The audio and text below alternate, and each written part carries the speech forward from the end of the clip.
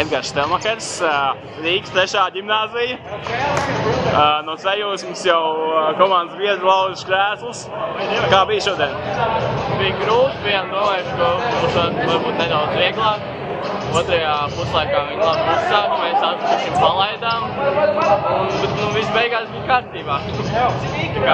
Kristaps Ludīts, ko viņi var teikt šodien? Viņam uzsits labi spēlēja, malas, beigās tomēr kaut kas pietrūks, minēja to. Man liekas, ka pēdējās minūtēs viņam bija grūti iemest, jo visu laiku pa divtā viņu secāt.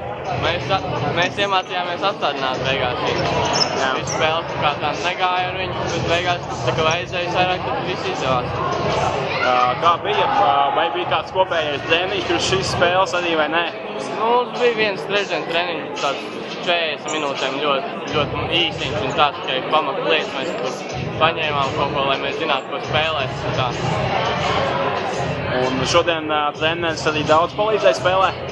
Jā, palīdzēja. Bija ļoti uzzīmēja daudz kombinācijas, atkārtoja tiem, kur nezināja. Palīdzēja man. Kādas sajūtas uz vasaras Eiropas čempionāts?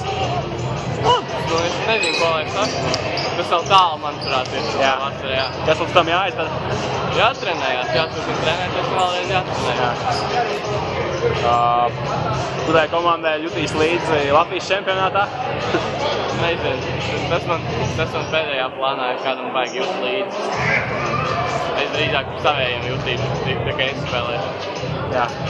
Pašam kurā klasē esi? 11. Nākamā dalība būs iespēja vēl paņemt. Jāatstājas ceļojošais kaut pie mums būs.